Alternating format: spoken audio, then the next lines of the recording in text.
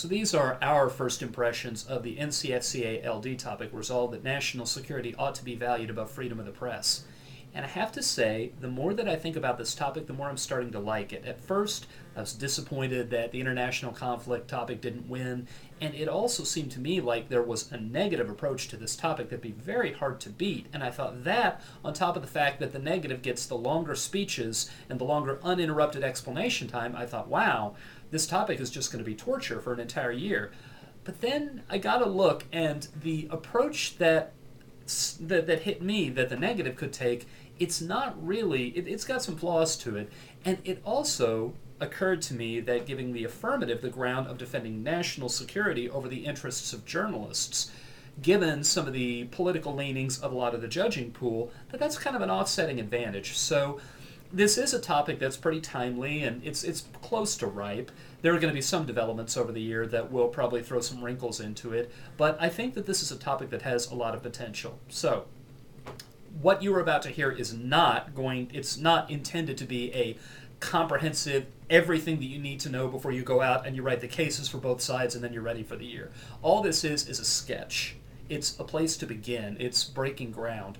And a good place to begin with any debate topic, Lincoln Douglas or team policy, is to go out and do some good overview reading and find out what is out there, what is being discussed. Don't just try to pull it out of your own imagination or your own memory, but find out what is the shape of the controversy as seen by the people who are engaged with it. So I have a couple of reads to recommend, and I'm hoping that you'll be able to interlibrary loan these, especially the third one, which is an unpublished master's thesis. But let me not get too far ahead of myself.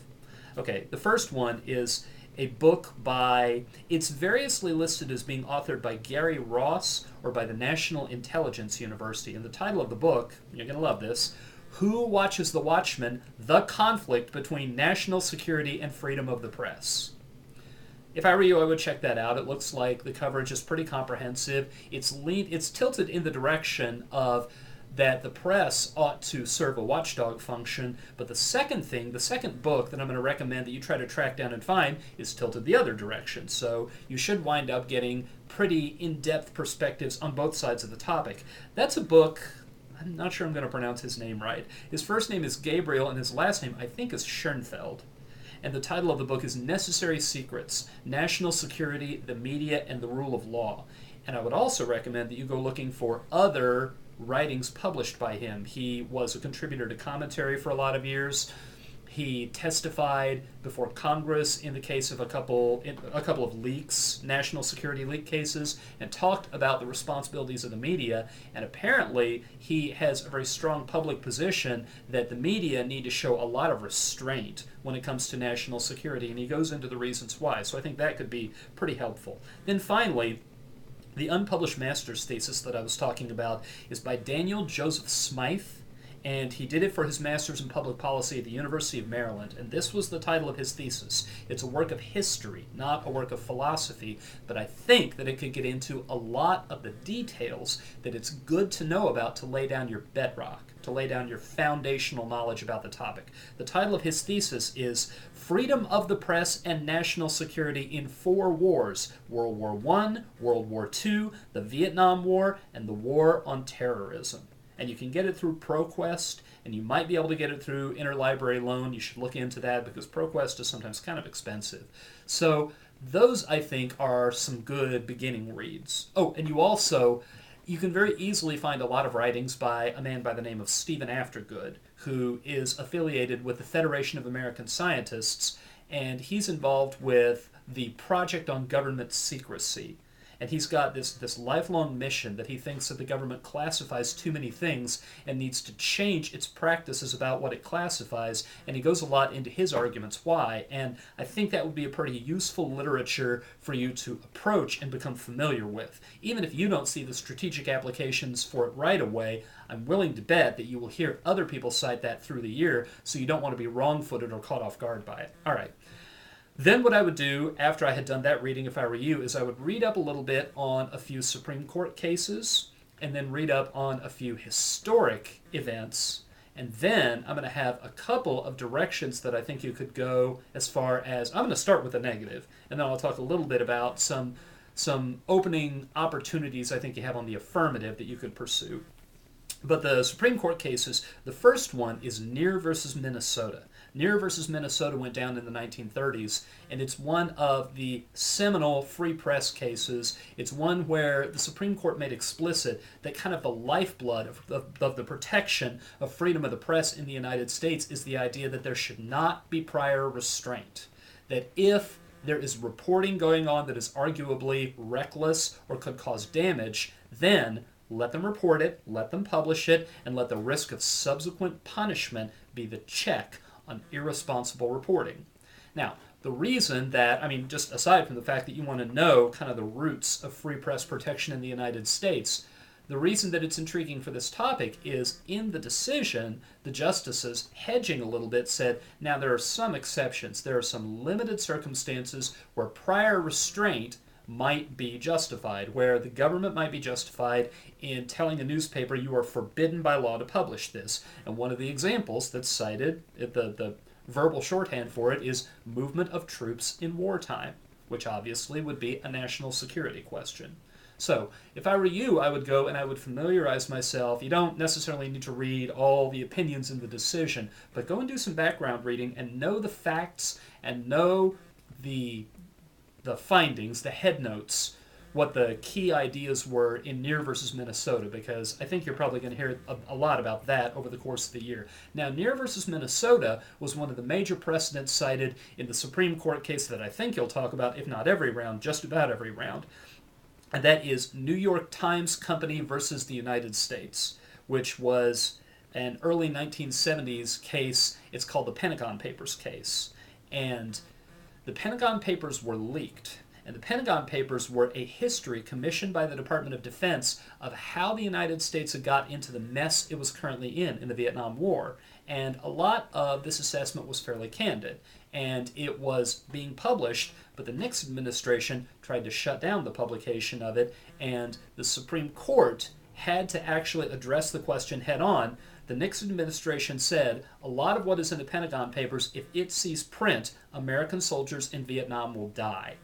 And the court actually ruled in favor of the newspapers and said that they had to be allowed to publish it, that in this case, the national security assertion was not sufficient. So I think that you're going to want to go and know the background of that case, and you're going to want to know the arguments on both sides. I believe you can probably dig out the petitioner's brief, the respondent's brief. You might even be able to find the amicus briefs, and they'll go through a lot of the reasoning, and I think that could become kind of the prototypes of the arguments that you'll wind up making throughout the season. Okay, so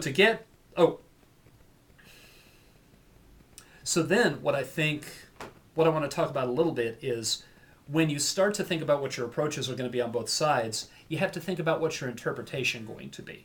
And really I think that there are two concepts, they're fairly obvious, two concepts that you're going to have to define, and they're both fairly elastic terms. And one of them, the first one, is national security, and there are lots of definitions of national security floating around. And that may be the biggest chunk of your research at the beginning, is to think very strategically, both on the affirmative and on the negative, what kind of definition of national security helps you the most. So on the affirmative, it's possible that you only want to say that national security means situations where the United States has to repel an attack or preempt an attack, where there is a military threat that is imminent. Because that makes your burden very manageable. In a situation like that, can they limit press coverage of what's going on? Well, if the United States needs to take an enemy by surprise or not telegraph all its own moves, that probably looks pretty reasonable. Now, the problem with that is most of the definitions of national security are broader than that, and military emergency is a tiny, tiny subset inside national security. They mostly seem to say that it includes the United States' position in foreign relations. So if information were to be leaked that would embarrass the United States or hurt its relations with another country, then that would be a national security question. And if you're negative, you want to be prepared to say that national security is expansive enough that if you accept that national security justifies checking free press, then you're accepting that there are going to be a lot of checks, that you're going to give a lot of power to the government to shut down coverage in a lot of different areas. Then there's what's the definition of free press. Now, you have the decision to make whether you're going to take United States First Amendment jurisprudence and say that that is the way to understand what free press means. Because you're not obligated to do so. There are free press protections in countries all around the world, and there is a free-floating philosophical argument that publication, that free dissemination of ideas is a good and a virtue, and institutions that promote that and protect it are wise. So you're not necessarily constrained by how our courts have interpreted our Constitution. But if you find that it somehow simplifies the debate, it's more concrete to use the line of precedents that define First Amendment protection, you could make the argument that because everybody participating in NCFCA from sea to shining sea, actually I may be wrong about this just because of some things I've read on the website, but definitely everybody in this round and everybody in this tournament for any given round is a member of the political community constituted by the United States, and therefore not part of any political community constituted by any other body of law, that you are justified in saying that is the definition of free press we all have in common. That is the definition of free press for which our elected representatives are responsible for updating if it ever needed a constitutional amendment. The judges that come from our communities are responsible for interpreting. That's our definition, the one that we share. So I think you have the option to go either way, and you would have to dig around and find, are there things about how free press is defined in American jurisprudence that are not strategic, that you want to be able to shy away from? If you find that that's the case, then you could say the more abstract principle that publication ought not to include censorship, ought not to fall prey to censorship. I think that you could say the topic doesn't say First Amendment freedom of the press, it says freedom of the press, which is a concept that exists independent of the First Amendment. I'm starting to repeat myself. At any rate, let me get on to the last thing that you do before you get into developing your case is you look at the interpretations and you decide what burden has each side established. And what's true on almost every Lincoln Douglas topic, I'm sure if you're even an intermediate debater, this is old hat to you by now, there's a range of possible interpretations which put the burden on either side high or low. And so the ideal negative burden, or the ideal negative interpretation might be if the affirmative's burden was to prove that free press has to give way, that press coverage has to be shut down or severely, severely modified every time national security could be invoked. So if national security is at stake, shut it down. Now, the interpretation that is most favorable to the affirmative is if all they have to prove is that a national security concern could exist that was big enough, important enough, that it could justify shutting down freedom of the press, severely limiting it, or even outlawing publication of certain stories. In reality, if the debaters on both sides know what they're doing, the balance is going to be struck somewhere in the middle. It's not going to be an every time national security comes up, free press goes away, but it's also not going to be there exists somewhere a national security claim that's big enough that it could shut down free press, because both of those extremes are really unfair to the other side. So you'll do a lot of jockeying, and if along the way you can figure out a balancing test between those endpoints that sounds very reasonable, but that your case is set up to put you on the right side of, then you'll have a good interpretation that I think you can sell to a judge. You really want to make sure that you have thought through, what do my definitions do? What burden am I setting for myself? And is the judge, who is under some pressure to be fair to both sides, is that judge going to think this sounds like that's a good way to discharge that particular duty? All right. So on to the negative approach to the topic. And the first thing that I thought when I read this topic was, okay, if I'm negative, what I do is I load up on the arguments that free press protects national security, and I get as good on that issue as I possibly can. And that's not even a balanced negative. That's saying the premise at the heart of the topic is wrong. That the artificial creation of a conflict, that free press necessarily has to undercut national security, so therefore one's higher than the other because they're necessarily in some kind of tension or conflict. I think you could pursue the arguments that actually the one promotes the other. And here are the ways I think you would do it. I think, first of all, you go looking for case studies, examples of where the press has done investigative reporting and they have uncovered behavior on the part of members of the national security apparatus, which when it was uncovered, it was exposed and reversed, and in that way, American national security was promoted. And I have two ideas to get you started. One of them is General Westmoreland back in Vietnam around the time of the Tet Offensive. CBS aired a documentary. It was actually a few years, I believe a few years after the Tet Offensive, but CBS aired a documentary saying that General Westmoreland was inflating the body counts, and he was doing it to try to manipulate American public opinion and to make it look as though we were winning when we weren't.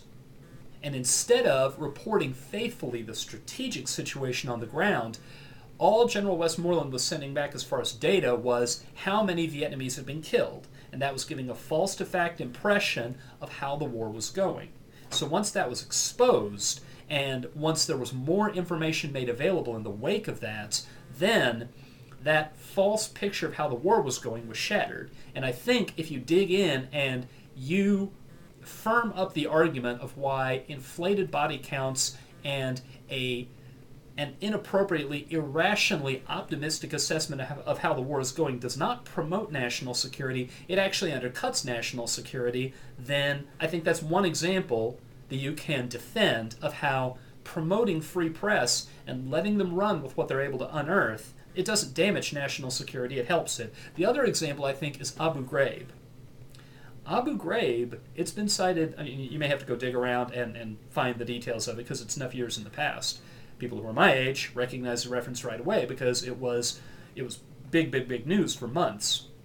But the Abu Ghraib scandal, what went on in Abu Ghraib to try to break down psychologically the prisoners held there so that the interrogation would be more effective, it's been said that that was one of the best recruiting drives for Al-Qaeda. That when word of that got around back to the people that Al-Qaeda was trying to recruit from, when word of that spread around the Muslim world, then their rage and their hatred, a lot of people who'd been on the sidelines, a lot of people who'd been uncommitted were radicalized and actually were motivated to become part of the struggle.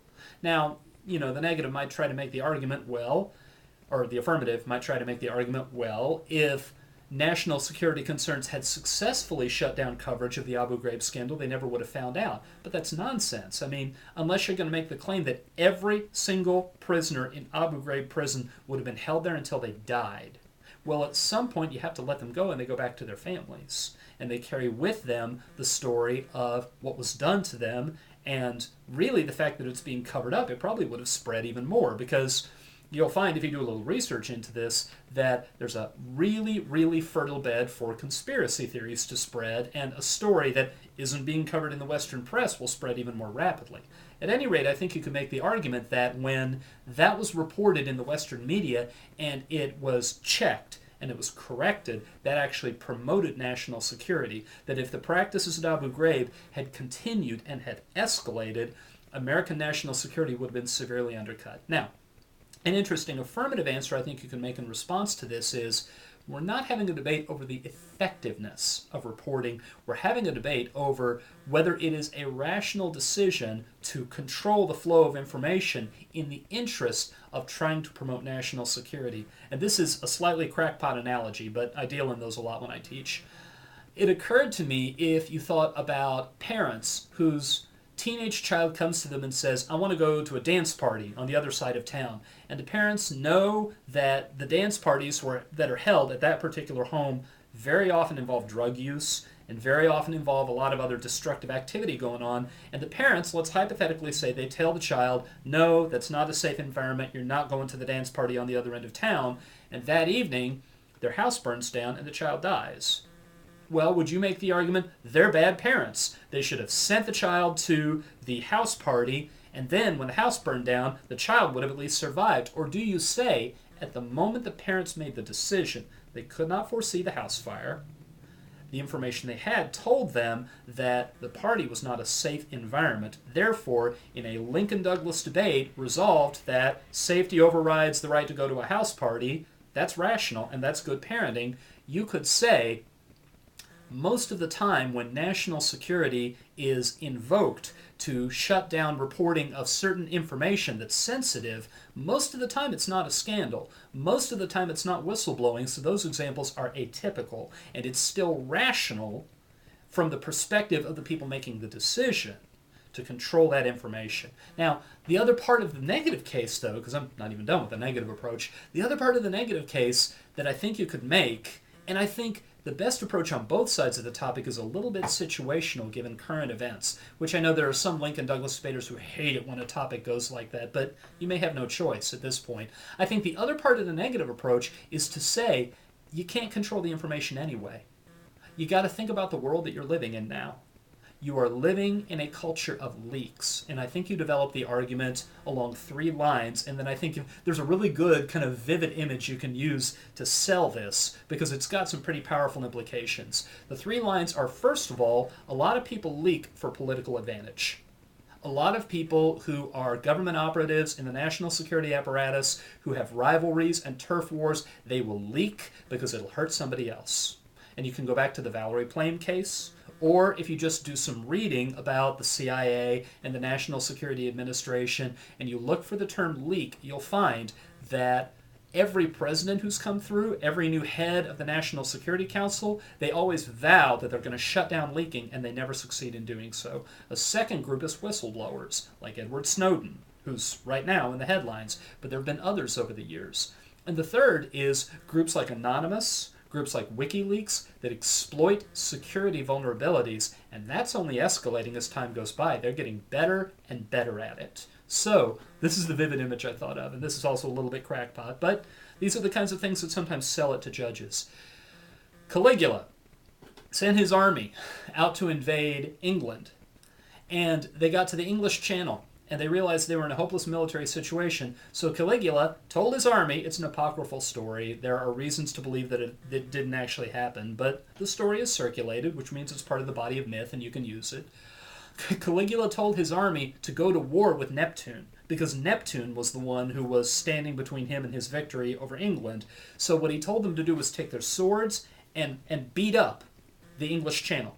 So they took their swords because they didn't want to be nailed to a cross and put to death, and they slapped the water in the English Channel with their swords. And I think you, on the negative, could say that attempting to shut down the flow of information is slapping at the water with your sword. Because ultimately, this information is going to get out. And what we ought to be doing right now is we ought to be preparing how to carry out our national security policy in the sunshine.